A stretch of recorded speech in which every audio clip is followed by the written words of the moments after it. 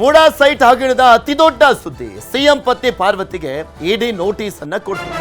ಸಚಿವ ಬೈರತಿ ಸುರೇಶ್ಗೂ ಕೂಡ ಇಡಿ ನೋಟಿಸ್ ಅನ್ನ ಕೊಟ್ಟಿರುವಂತದ್ದು. ನಾಳೆ ವಿಚಾರಣೆಗೆ ಹಾಜರಾಗಬೇಕು ಅಂತ ನೋಟಿಸ್ ಅನ್ನ ಕೊಡಲಾಗಿರುವಂತದ್ದು. ಆಲ್ರೆಡಿ ಇಡಿ ಮೂಡಾ ಪ್ರಕರಣಕ್ಕೆ ಸಂಬಂಧಪಟ್ಟಂತೆ ಎರಡು ರೀತಿಯಲ್ಲಿ ತನಿಖೆಯನ್ನ ಮಾಡ್ತಾ ಇದೆ. ಒಂದು ಸಿದ್ದರಾಮಯ್ಯನವರ 14 ಸೈಟ್ಗಳ ವಿಚಾರಕ್ಕೆ ಸಂಬಂಧಪಟ್ಟಂತೆ, ಮತ್ತೊಂದು ಓವರ್ ಆಲ್ ಆಗಿಯೂ ಕೂಡ ಮೂಡಾದ ಹಗರಣದ ಬಗ್ಗೆ ತನಿಖೆಯನ್ನ ಮಾಡ್ತಾ ಇರುವಂಥದ್ದು.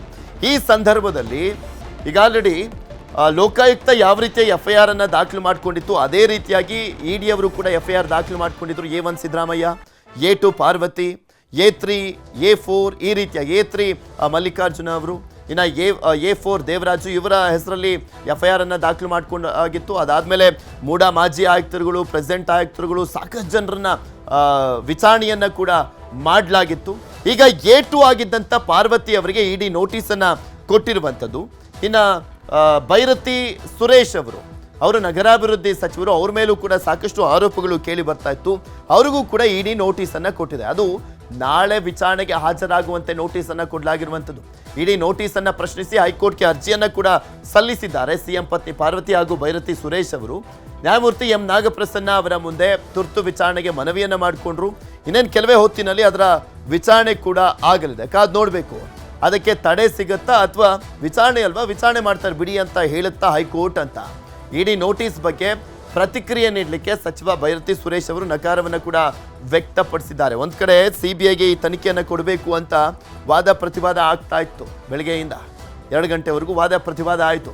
ಅದಾದ ಮೇಲೆ ಈಗ ಈ ಪ್ರಕರಣವನ್ನು ಕೈಗೆತ್ತಿಕೊಳ್ತಾರ ನಾಗಪ್ರಸನ್ನ ಅವರು. ಯಾಕೆಂದರೆ ಯಾವುದೇ ಕಾರಣಕ್ಕೂ ಅನುಮತಿ ಕೊಡಬಾರ್ದು ಅವರು ನಮ್ಮನ್ನು ವಿಚಾರಣೆ ಮಾಡಲಿಕ್ಕೆ ಅಂತ ಬೈರತಿ ಸುರೇಶ್ ಮತ್ತು ಸಿದ್ದರಾಮಯ್ಯನವರ ಪತ್ನಿ ಪಾರ್ವತಿ ಅವರು ಅರ್ಜಿಯನ್ನು ಹಾಕಿದ್ದಾರೆ. ಇನ್ನು ಸಿಎಂ ಪತ್ನಿಗೆ ಇಡಿ ನೋಟಿಸ್ ವಿಚಾರ, ಹೌದು ನೋಟಿಸ್ ಬಂದಿದೆ ಅಂತ ಸಿಎಂ ಹೇಳಿದ್ರು. ಹೆಚ್ಚಿನ ಮಾಹಿತಿ ನೀಡಲಿಕ್ಕೆ ಸಿಎಂ ನಿರಾಕರಿಸಿದ್ದಾರೆ. ಸಿದ್ದರಾಮಯ್ಯನವ್ರನ್ನ ಕೇಳಲಾಯಿತು, ಸರ್ ನಿಮ್ಮ ಮಿಸ್ಸಸ್ಗೆ ನೋಟಿಸ್ ಬಂದಿದೆಯಲ್ಲ ಅಂತ. ಹೌದೌದು ಬಂದಿದೆ ನೋಟಿಸ್ ಅಂತ ಹೇಳಿದ್ರು ಸಿದ್ದರಾಮಯ್ಯನವರು. ಅಷ್ಟೇ ಪ್ರತಿಕ್ರಿಯೆ ಅವ್ರದ್ದು. ನಾನು ನೆಕ್ಸ್ಟ್ ಇರುವಂಥದ್ದು ಯಾರಪ್ಪ ಈ ಪ್ರಕರಣದಲ್ಲಿ? ಹಾಗಾದರೆ ಸಿದ್ದರಾಮಯ್ಯನವರೇ. ನೆಕ್ಸ್ಟ್ ಸಿದ್ದರಾಮಯ್ಯನವ್ರಿಗೂ ಕೂಡ ನೋಟಿಸ್ ಹೋಗಲಿದೆ. ಯಾವಾಗ ಹೋಗುತ್ತೆ ನೋಡಬೇಕು. ಸಿದ್ದರಾಮಯ್ಯನವರು ನೋಟಿಸ್ ಬರಲಿಕ್ಕೂ ಮುಂಚೆನೇ ಹೈಕೋರ್ಟ್ ಮೆಟ್ಟಿಲೇ ಇರ್ತಾರಾ ಅಥವಾ ನೋಟಿಸ್ ಬಂದಮೇಲೆ ಹೈಕೋರ್ಟ್ ಮೆಟ್ಟಿಲೇ ಇರ್ತಾರಾ?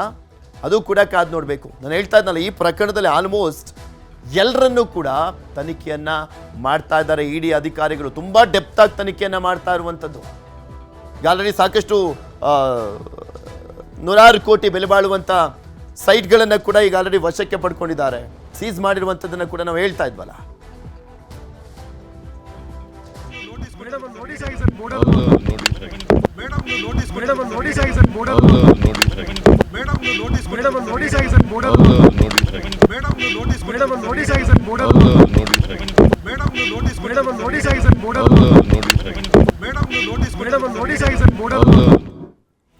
ಸಿಎಂ ಪತ್ನಿ ಪಾರ್ವತಿ, ಸಚಿವ ಬೈರತಿ ಸುರೇಶ್ಗೆ ಇಡಿ ನೋಟಿಸ್.